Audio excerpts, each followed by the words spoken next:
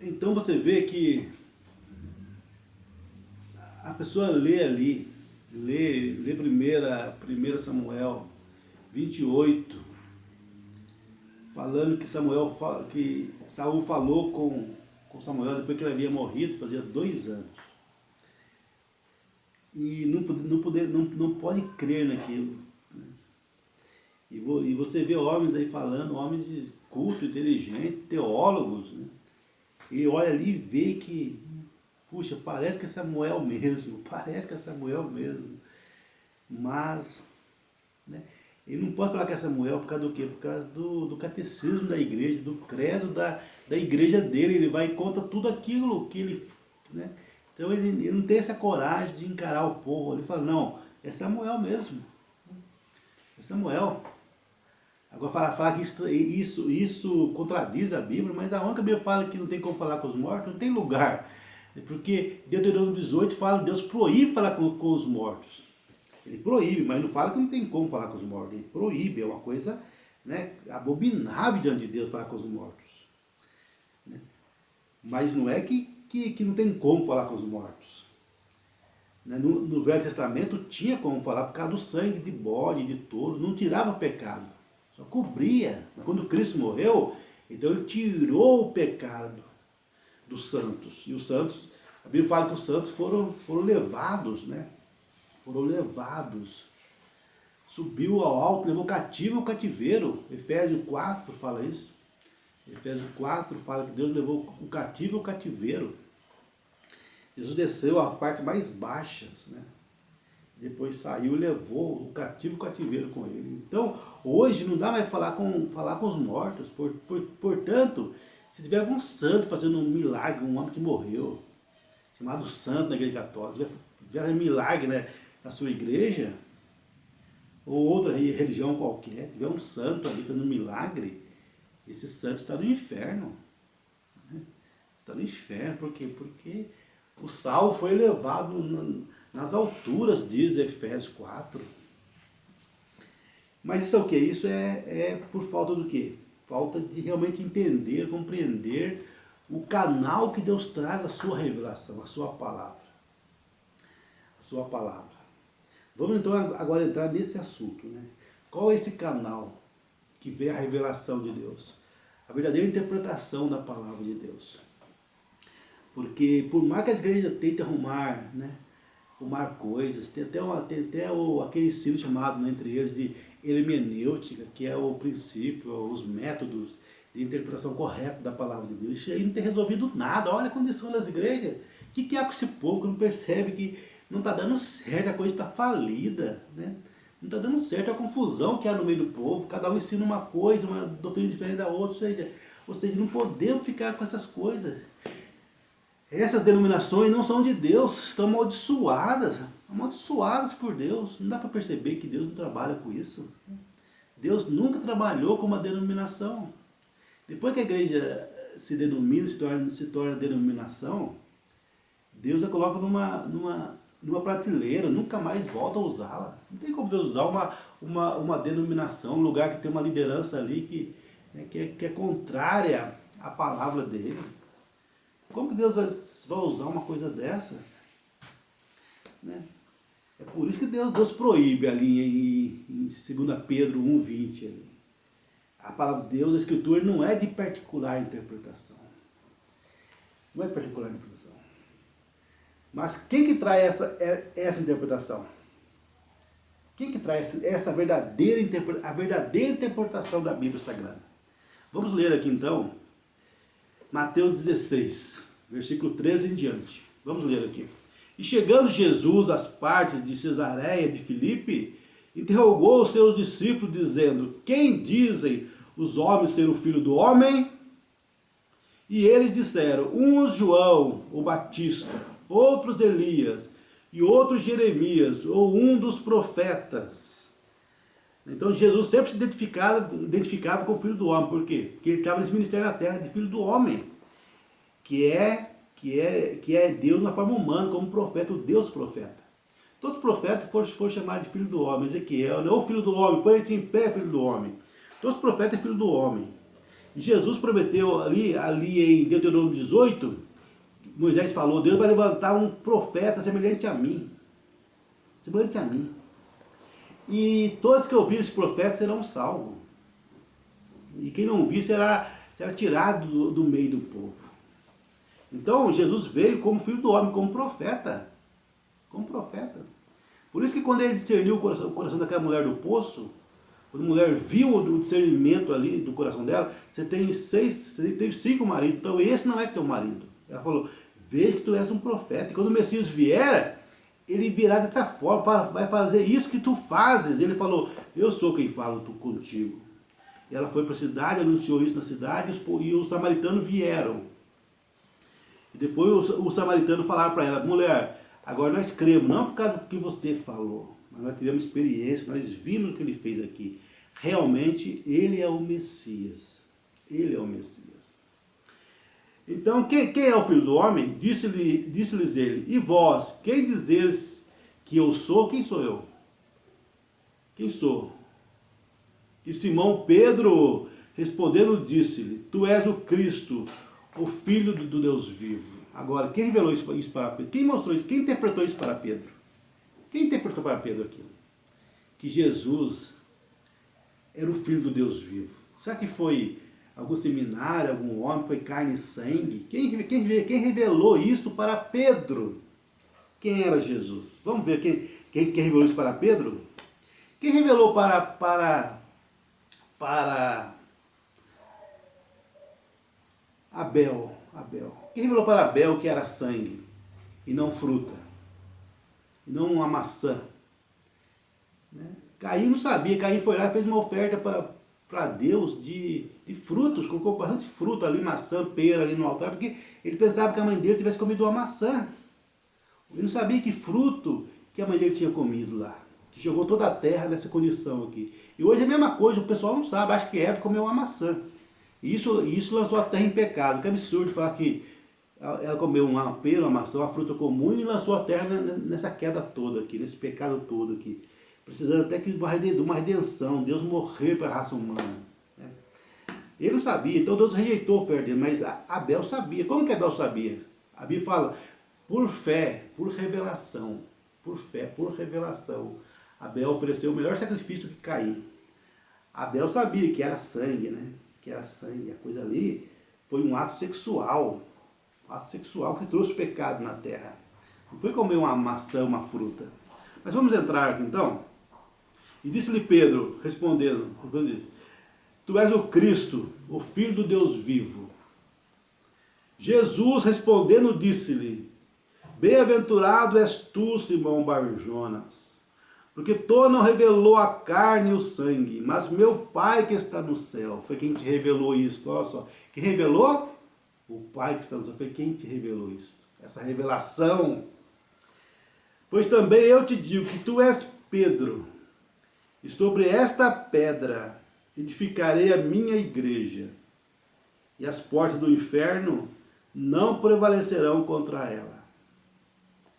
E eu te darei a chave do reino dos céus, e tudo que ligares na terra será ligado nos céus, e tudo que desligares na terra será desligado nos céus. Então mandou aos seus discípulos que a ninguém dissesse que ele era Jesus o Cristo.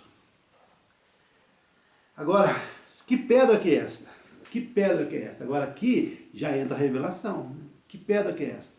Os católicos dizem que essa pedra é Pedro, porque a palavra Pedro significa um fragmento de pedra. Né? Então eles acham que Deus edificou a igreja dele sobre um homem, um ser humano. Pedro, um homem que negou Jesus 3 vezes. Que absurdo, que carnalidade. Achar que Deus iria edificar a sua igreja sobre um homem, um ser humano. Né? Aí vem os evangélicos que falam que não, que essa pedra foi Jesus. Essa pedra foi Jesus.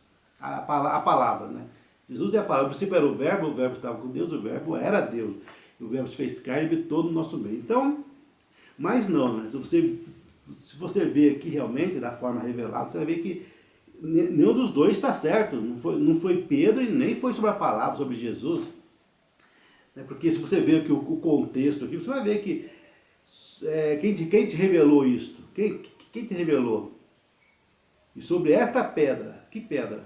Quem te revelou? Ou seja, sobre essa revelação. Sobre a revelação, eu vou edificar a minha igreja. Então, a revelação, porque a palavra está aqui, não está? A palavra está aqui. Mas como que você vai saber o que ela está querendo ali dizer no seu texto? Tem que ser através da revelação. A revelação, isso que vai te revelar, né? O que está dizendo ali. Por isso Jesus falou, graças te dou, ó Pai, Senhor dos céus e da terra, porque ocultaste essas coisas dos sábios entendidos, escondeste deles e revelaste aos pequeninos. Né? Revelaste, ou seja, o Pai ocultou do sábio entendido e revelou aos pequeninos. Né? E revelou aos pequeninos. A revelação. Então, então a igreja de Cristo está revelado, está edificado sobre a revelação. Deus tem que revelar para a pessoa. Né? Agora, essa revelação, como que ela vem? Como que vem a revelação de Deus? Como que ela chega até nós? Né? Como que ela chega até nós? O primeiro... O canal primário de Deus é sempre o quê? Um profeta. Um profeta. Um profeta é o canal primário de Deus, é um profeta. Você vê lá Amós 3,7, Amós 3,7 fala isso. O Senhor Deus não fará coisa alguma, né, sem revelar os seus mistérios aos seus servos, os profetas. Amós 3,7 fala isso. Ele não vai fazer nada sem revelar para os seus servos, os profetas. Então, o primeiro canal de Deus para a revelação é um profeta. É lógico, às vezes não tem profeta na terra. Então ele usa outros canais. Por exemplo, ali no caso de José, Maria ficou grávida.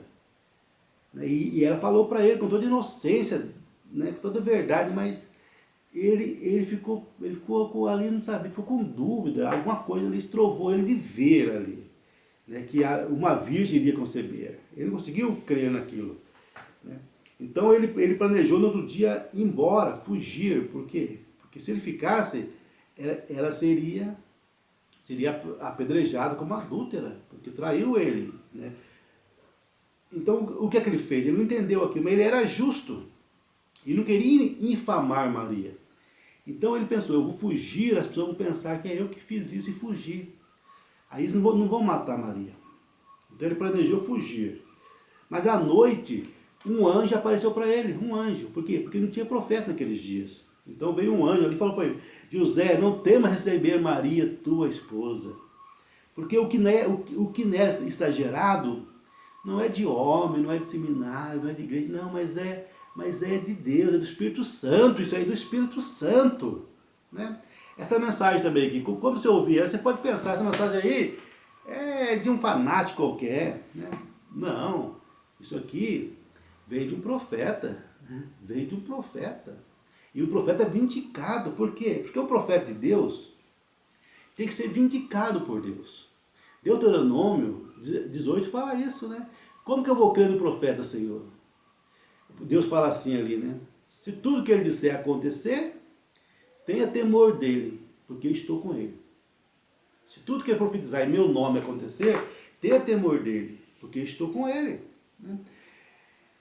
Moisés também lá no deserto falou para Deus, Senhor, como o povo vão crer em mim? Se eu vou chegar e falar, mas o Senhor me enviou. Deus falou, não, eu vou vindicar você, vou dar 2 sinais sobrenaturais. Se o povo não crer no primeiro sinal, né, eles crerão no segundo sinal. Vou dar 2 sinais. Né? Então Deus vindicando. Então não tem como a pessoa errar, porque Deus vindica seu profeta, o seu canal verdadeiro. Eu sei que vem depois os falsos, os personificadores, como vem Jambres e Jambres, mas o verdadeiro sempre vem primeiro. Preste atenção para você ver, o verdadeiro sempre vem primeiro. Moisés veio primeiro, depois veio Jambres e Jambres, fazendo sinais que ele fazia. Mas os sinais não eram perfeitos. Né? E chegou num determinado momento que não conseguiram mais fazer, imitar aquilo. Porque quando Deus faz, é perfeito. Né? O sinal é perfeito. Quando Deus faz aquilo. O sinal de Deus, ele é perfeito, completamente perfeito. Agora, voltando aqui para esse texto aqui, cada igreja vai ter uma concepção, um entendimento aqui. É lógico, né? E sobre qualquer doutrina. Cada um de nós vamos ler e vamos ter um entendimento daquela escritura. Você lê sobre o sábado, você vai ter um entendimento sobre o sábado. Devo guardar ou não devo guardar? A divindade, Jesus é Deus ou não é? Ele é uma segunda pessoa ou é a primeira pessoa? Agora, quando vem o profeta de Deus, vindicado por Deus, com sinais e maravilhas, né? Ele vem e revela aquilo ali para você. Quando Deus vem e vindica seu profeta e revela a palavra para você, você tem que morrer para o seu entendimento. O que você acha? Você lê ali, mas eu estou vendo isso, mas o profeta fala outra coisa, diferente do meu entendimento. Do meu entendimento. Nós temos que morrer para o nosso entendimento, porque Deus já veio e vindicou ali o seu profeta, né? Agora, eu sei que é difícil morrer para o pensamento, para a gente, mas a palavra Jordão quer dizer isso, fazer morrer-se a si mesmo, né? Fazer morrer-se a si mesmo. Por exemplo, aqui fala que Deus deu para Pedro a chave. Que chave que é essa? Que chave que é essa? O profeta vem e fala que essa chave foi quando Pedro abriu a porta para a porta do reino para os 3 povos da terra. Ele abriu para os judeus, ali em Atos 2:38, quando perguntaram para ele, o que faremos para ser salvo? Aí Pedro falou em Atos 2:38, arrependei-vos cada um de vós e seja batizado em nome de Jesus Cristo para perdão dos pecados e recebereis o dom do Espírito Santo. Ali Pedro abriu a porta do reino para eles. Eles foram batizados em nome de Jesus Cristo e receberam o batismo do Espírito Santo. Hoje o irmão Brando também ensinou nós batizarmos nas águas em nome de Jesus Cristo, para receber o Espírito Santo. Para receber o Espírito Santo. As pessoas falam que não, que tem que ser batizado realmente nos títulos de Pai, Filho e Espírito Santo. Mas aonde você encontra um batismo na Bíblia feito dessa maneira? Não tem um batismo na Bíblia feito a não ser em nome do Senhor Jesus Cristo. Não há perdão em outro nome, a não ser o nome do Senhor Jesus Cristo. Quando Jesus falou ali em Mateus 28:19, ide, falou para os apóstolos, ide batizando as pessoas no nome do Pai, do Filho e do Espírito Santo. Quando chega lá em Atos dos Apóstolos, quando começa a igreja, os apóstolos batizaram no nome do Senhor Jesus Cristo. Né? Por quê? Porque o nome do Pai, do Filho e do Espírito Santo é Senhor Jesus Cristo. Pai não é nome, Filho não é nome, Espírito Santo não é nome, é o que ele é. Eu sou Pai, sou Filho, sou Espírito, isso aí são títulos. Meus títulos, mas meu nome é Raimundo. Né? E ali, quando ele falou, indo batizando no nome do Pai, do Filho e do Espírito Santo, os apóstolos foram batizar somente no nome do Senhor Jesus Cristo. Só no nome do Senhor Jesus Cristo. Porque Jesus Cristo é o nome do Pai, do Filho e do Espírito Santo. Pai, Filho e Espírito Santo são os títulos desse nome, Senhor Jesus Cristo. E quando chegou ali em Atos 8, ali Pedro também abriu a porta também para o samaritano, que é outro povo que tem na terra. Abriu a porta para eles. Batizou eles em nome do Senhor Jesus Cristo, os apóstolos batizaram em nome de Jesus Cristo. O Espírito Santo veio sobre eles. E quando chegamos também ali em Atos 10, ali também Pedro batizou Cornélio e seu povo ali, que eram gentios. Batizou eles no nome do Senhor Jesus Cristo, nas águas, por imersão, nas águas, em nome de Jesus Cristo. Porque a própria palavra batismo, no grego, significa imersão, significa sepultura, sepultado. Sepultado. Ninguém sepulta alguém com um pouquinho de água, de terra na cabeça, tem que ser realmente, né, batizado ali, né, sepultado nas águas. E ali também ele batizou eles no nome de Jesus Cristo nas águas, e eles receberam o dom do Espírito Santo. Estão salvos hoje por causa do quê? Porque foram batizados em nome de Jesus Cristo nas águas e receberam o dom do Espírito Santo. Como que nós entramos na igreja? Paulo fala isso em 1 Coríntios 12, versículo 13. Por um Espírito, o Espírito Santo, somos todos batizados em um corpo, que é o corpo de Jesus Cristo na terra. Né? E o corpo só reconhece uma cabeça. A gente só tem uma cabeça, não tem 2, 3 cabeças. Né? Então a igreja reconhece uma liderança, que é a cabeça, que é Cristo Jesus. Ele que é a liderança desse corpo. E nós entramos nesse corpo por um batismo. Isso também, né, já é revelação, ou seja, veio através de um profeta. Então nesta era, Deus tem enviado um profeta. Tem enviado um profeta. Aí você fala, mas os profetas e a lei duraram até João. Lucas 16.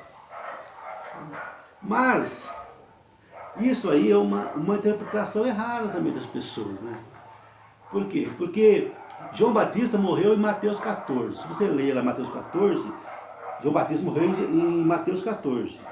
Quando chega em Mateus 23, 34, Mateus, eu estou aqui pertinho, deixa eu chegar lá, Mateus 23.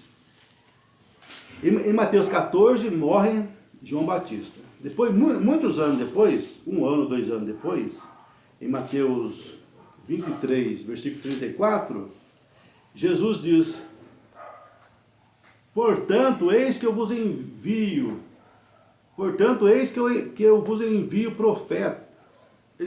profetas, sábios e escribas. A um deles matareis e crucificareis, e a outros deles açoitarei nas vossas sinagogas, e os perseguirei de cidade em cidade. Ele falou que queria enviar profetas aqui.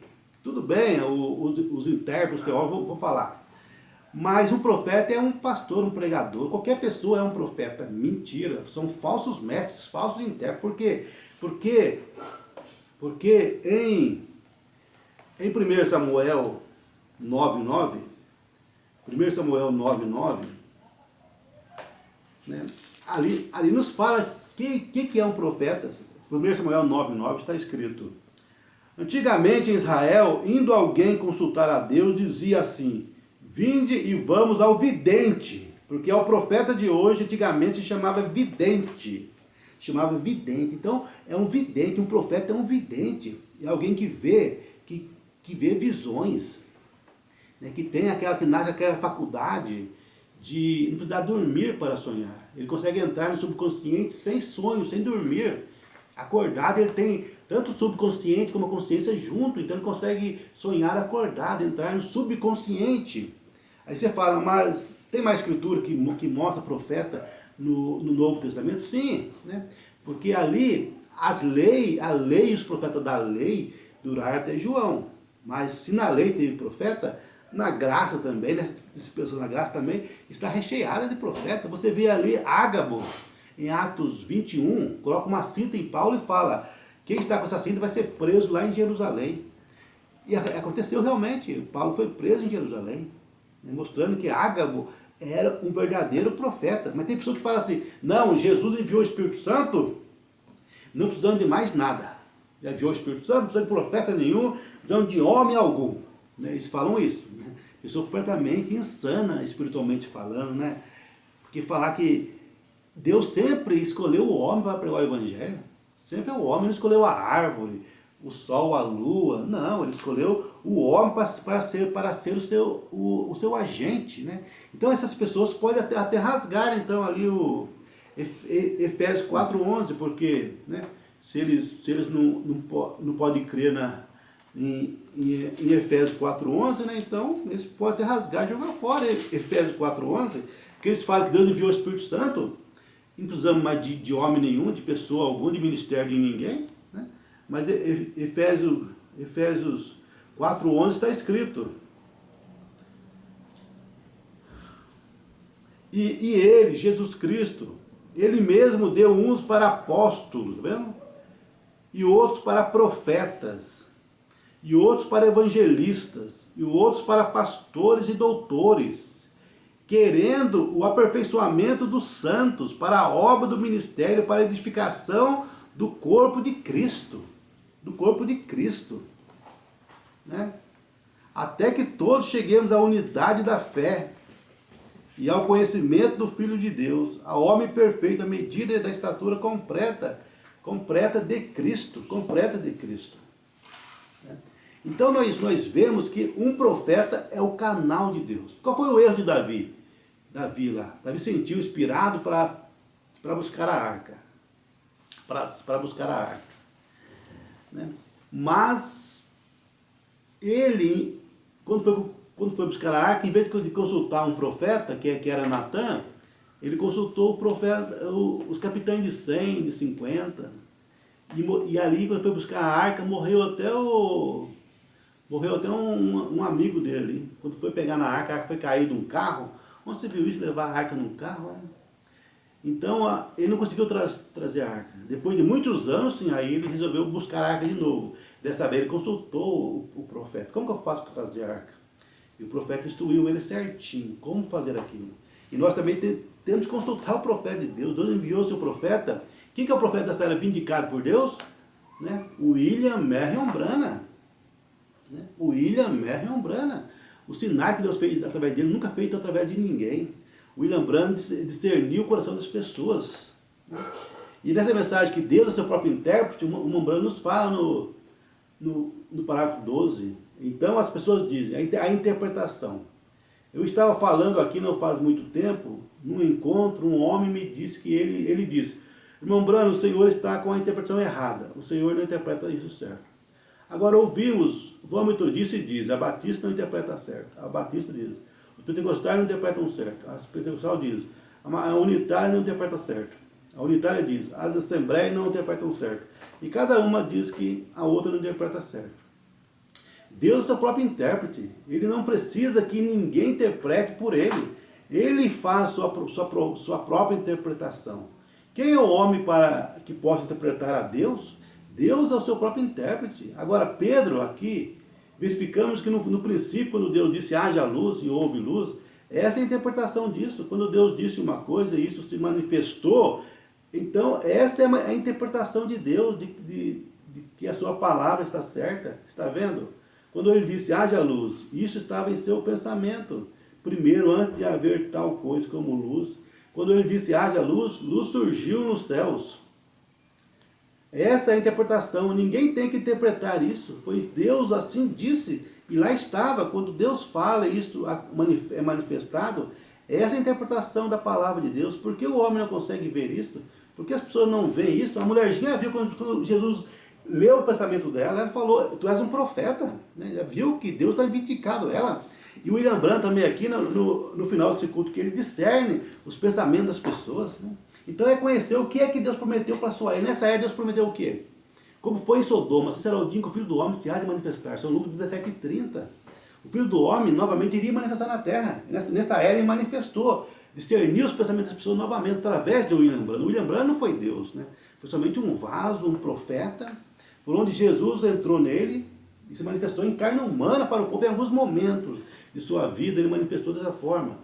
Em algum momento da vida de irmão Branham, ele manifestava assim, dessa forma, do Filho do Homem através de William, cumprindo a sua promessa para os últimos dias. William Branham discerniu os pensamentos, ressuscitou os mortos, mandou o aleijado andar, e nunca falhou, nunca houve falha, né? Sempre que ele falava a palavra, aquilo se cumpria, para provar que era Deus interpretando a sua palavra. Então nessa era, Deus é o seu próprio intérprete, como sempre foi. Em todas as eras, Deus desceu ali, cumpriu a sua promessa. Né? E nessa era ele cumpriu. Quem crê em mim também fará os sinais que eu faço. Então se vier alguém fazendo o mesmo sinal que Jesus fez, é claro que ele está com a verdade, Deus está com ele ali, como esteve com o William Branham. Nunca na história um homem fez o sinal que Jesus fez. Todos aqueles sinais, a não ser o William Branham. O William Branham fez, Deus fez esse sinal através do William Branham. Né? Interpretando a sua palavra. Então ninguém tem que falar nada, né? Interpretar nada. Deus já desceu nessa era, interpretou a Bíblia corretamente através de William Branham, né? Interpretou, provou, né? Provou a sua palavra, identificou através de uma força sobrenatural, né? Autenticou através de todas as maneiras ele fez isso, né? Então, mas as pessoas mesmo assim não conseguem crer. Por causa do quê? Por causa de predestinação. Que Deus abençoe cada um de vocês e revele a sua palavra. Senhor Deus, rogamos as suas bênçãos agora sobre cada um que ouvir essa mensagem. Revela a cada um, Pai, a sua verdadeira palavra, ministério nesta era, Deus. Que o Senhor revele e interprete a sua palavra através do seu profeta. O Senhor faz isso, envia o profeta e cumpre a sua palavra através dele. Abençoe cada um no nome de Jesus. Amém. Deus abençoe cada um